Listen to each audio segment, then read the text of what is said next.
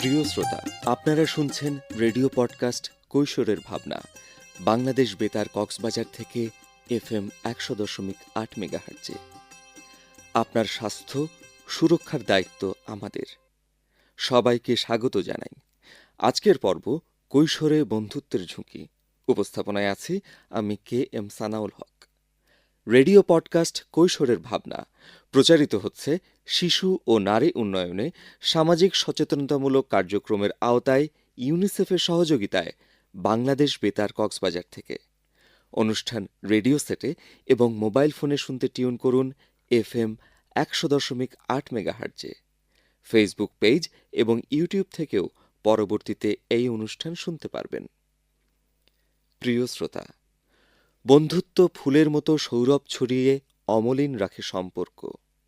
বন্ধুত্ব, যে সম্পর্কটা মনে হয় সোনালি রশ্মি, পরে তা যদি ভয়ঙ্কর অন্ধকারে ডুবে যাওয়ার পথ হয়, জড়িয়ে যায় মিথ্যাচারের জালে, আঘাত হানে আত্মবিশ্বাসে এবং কিভাবে বিপর্যয়ের কারণ হয়, সেই রহস্য উদ্ঘাটন করতে হবে।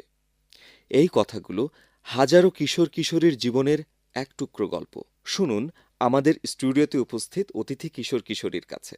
আজ কিশোর কিশোরী অতিথি হিসাবে উপস্থিত আছেন মামদুহা ইসলাম মম এবং মারুফুল আলম সায়েল। তাহলে চলুন শ্রোতা বন্ধুরা, আজকে আমাদের স্টুডিওতে উপস্থিত কিশোর কিশোরীদের কাছ থেকে গল্পটি শুনি। গল্পের নাম অন্ধকারের বন্ধন।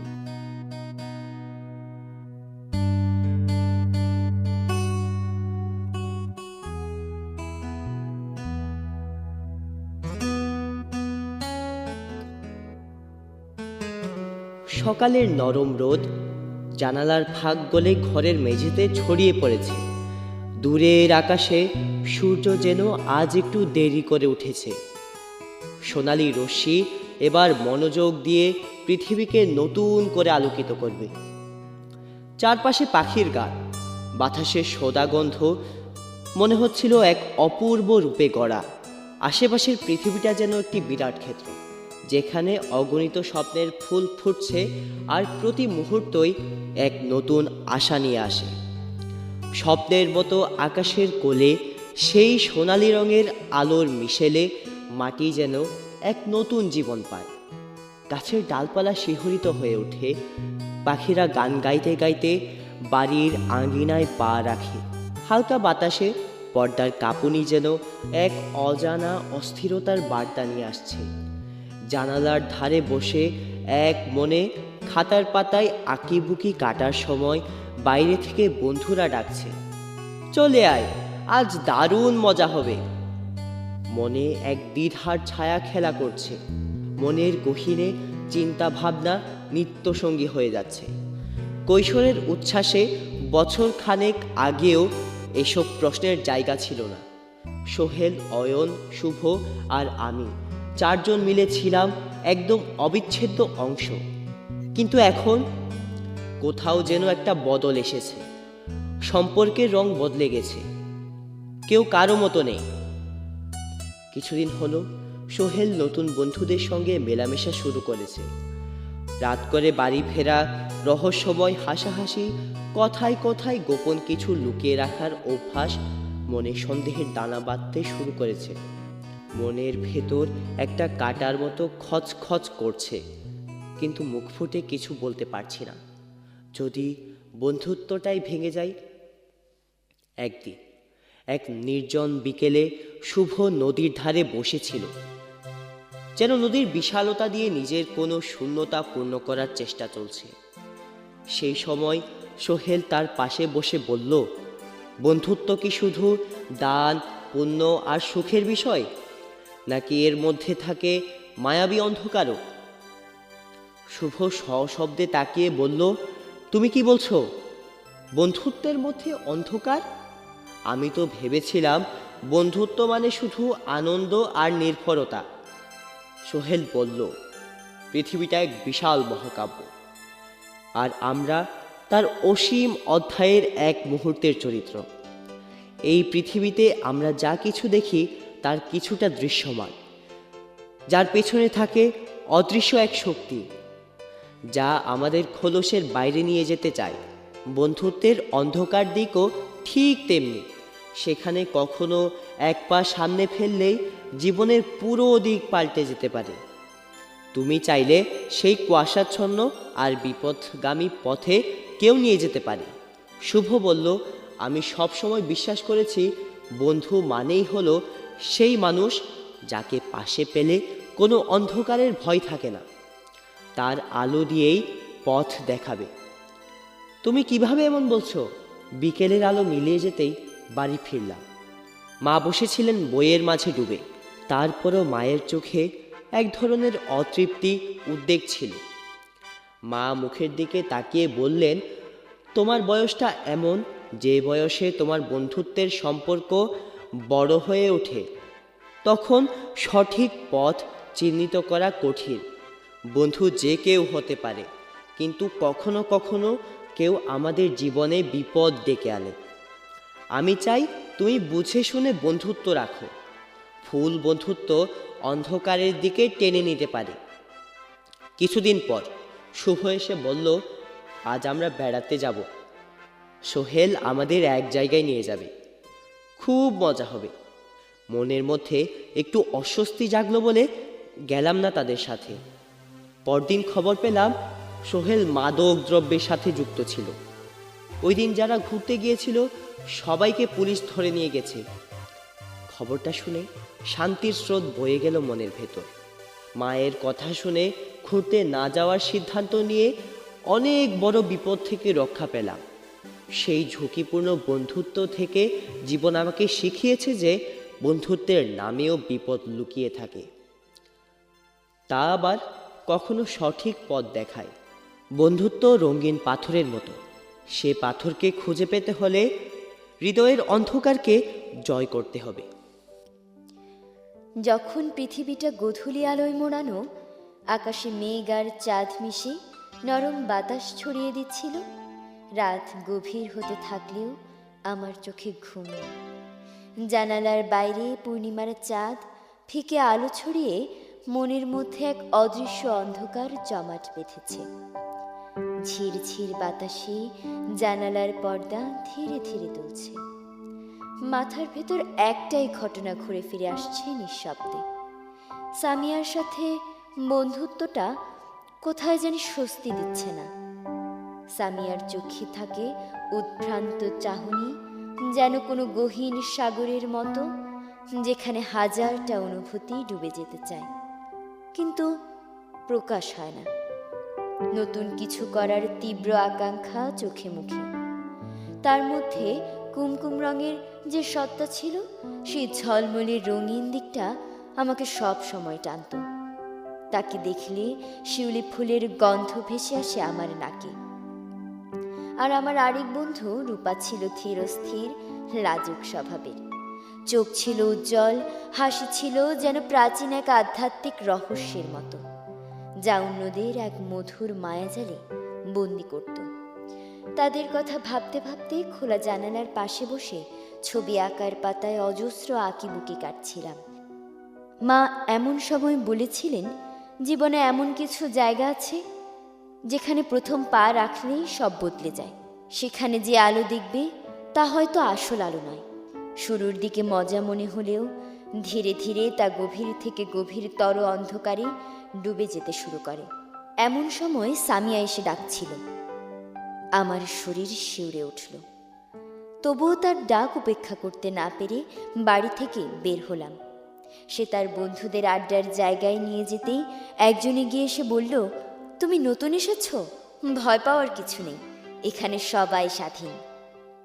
স্বাধীনতা শব্দটা কানে বাজলো আমার। সত্যিই কি তা মুক্তির ঠিকানা, নাকি মরীচিকা? চারপাশের হাস্যোজ্জ্বল মুখগুলোতে এক অদ্ভুত শূন্যতা। এই হাসির আড়ালে লুকিয়ে আছে কোনো রহস্য। মনে প্রশ্ন জাগল, এখানে এসে কি ভুল করলাম? এখন সামনে দুটি পথ, একটি আশার আর একটি বিভ্রান্তির। চারপাশের আলো ঝলমল করছিল, কিন্তু অনুভব করলাম সেই আলো শুধুই ছদ্মবেশ।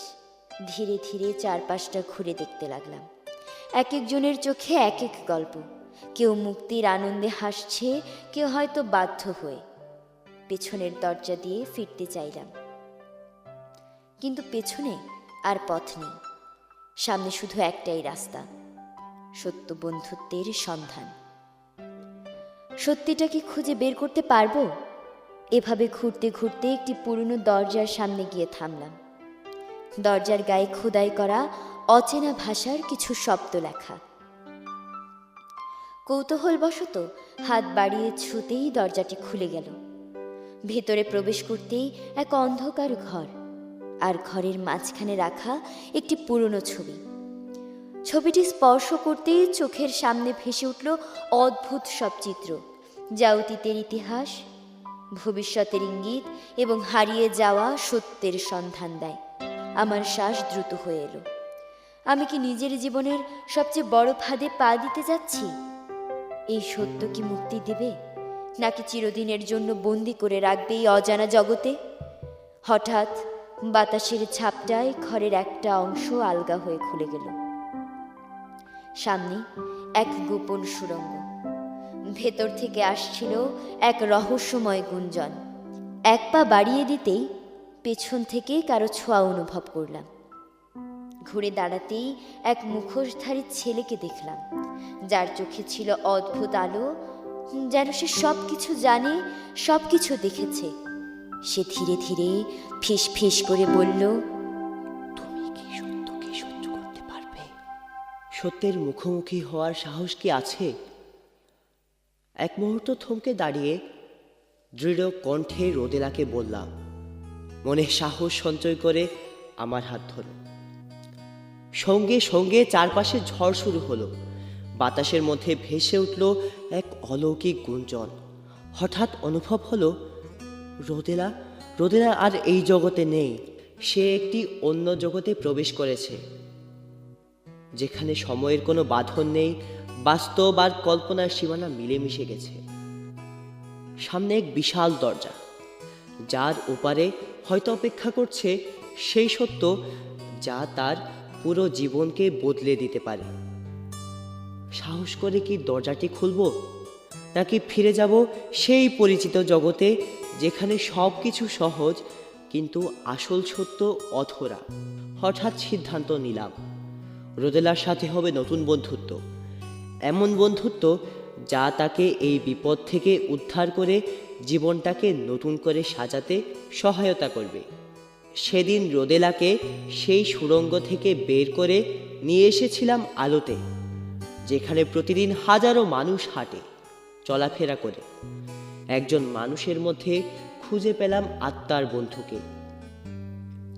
নিজের ভেতরকার সাহস, শক্তি আর ভয়ের মেঘগুলো কাটিয়ে উঠলাম। রোদেলা তখন পাশে বসে বলল, তুমি আর একা নও, এই নতুন পথে এগিয়ে যাও। আর বিশ্বাস রাখো, পৃথিবী তোমাকে সেই বন্ধুত্ব দেবে যারা তোমার জীবনকে সম্পূর্ণ নতুনভাবে সাজাবে।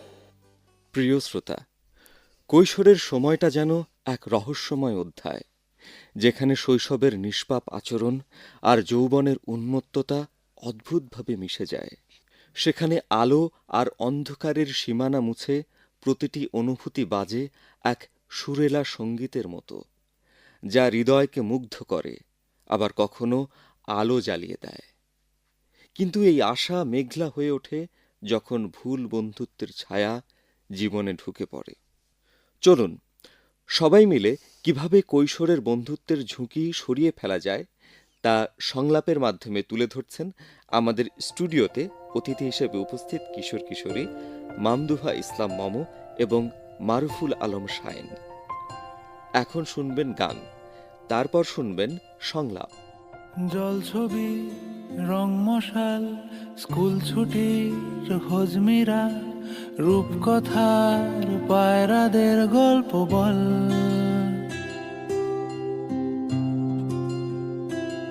বন্ধু চল,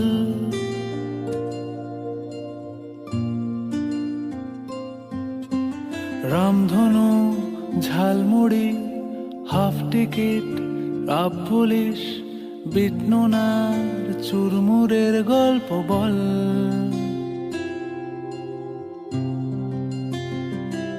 বন্ধু চল,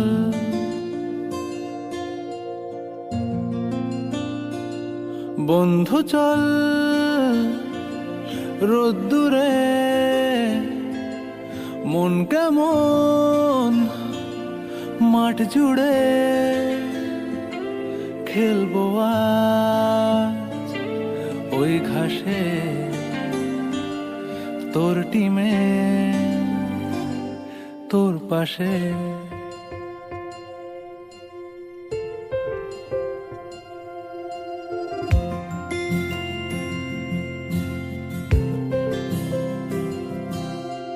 ফুট কড়াই অ্যান্টেনা, হাত চিঠি হাফ প্যাডেল, আয়নার জলপরীর গল্প বল। প্রিয় শ্রোতা, বন্ধুত্ব মানে শুধু সময় কাটানো নয়, সত্যের সাথে সম্পর্ক করা। বন্ধুত্ব মানে একে অপরকে সে জায়গায় পৌঁছাতে সহায়তা করা যেখানে কেউ একা পৌঁছাতে পারে না। কিন্তু প্রথমেই নিজেকে খুঁজে বের করতে হবে বন্ধুত্বের সংজ্ঞা, সম্পর্কের নীতি। জীবন বদলে যাবে যখন বন্ধুরা খারাপ দিকগুলো দেখাবে না, বরং সঠিক পথের দিকে নিয়ে যাবে। জীবনে আসলেই সেই বন্ধুর গুরুত্ব আছে যারা তোমাকে শুধু ভালোবাসার সাথে মানবিক মানুষ হিসেবে বিকশিত হতে সহায়তা করে। এবারে সেই প্রসঙ্গে শুনুন আমাদের কিশোর বন্ধু মারুফুল আলম সাইলের কাছে।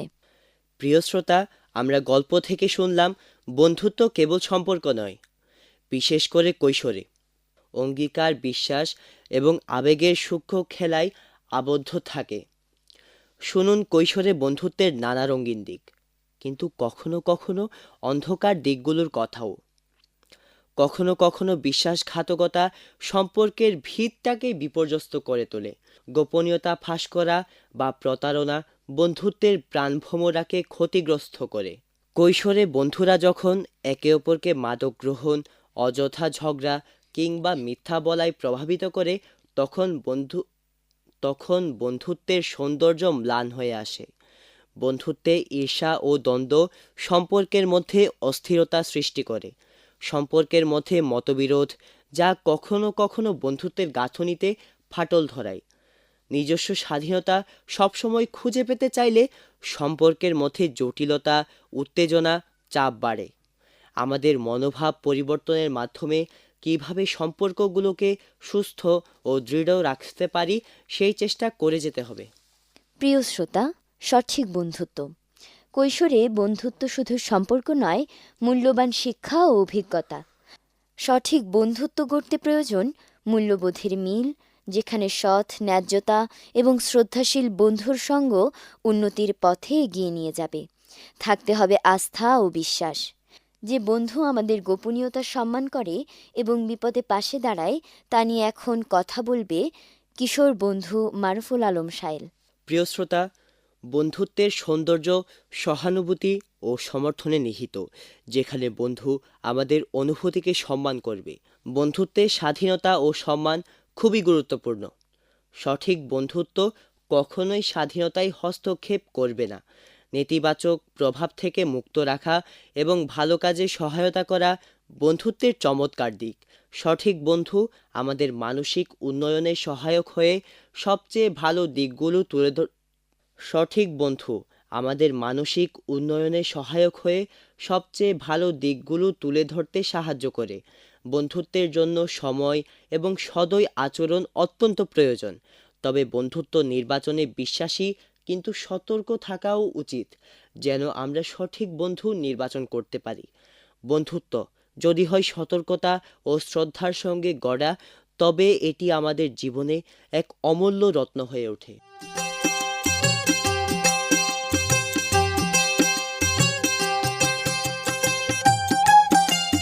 প্রিয় শ্রোতা, অনুষ্ঠান সম্পর্কে সুনির্দিষ্ট মতামত জানাতে পারেন বাংলাদেশ বেতার কক্সবাজার ফেসবুক পেজে।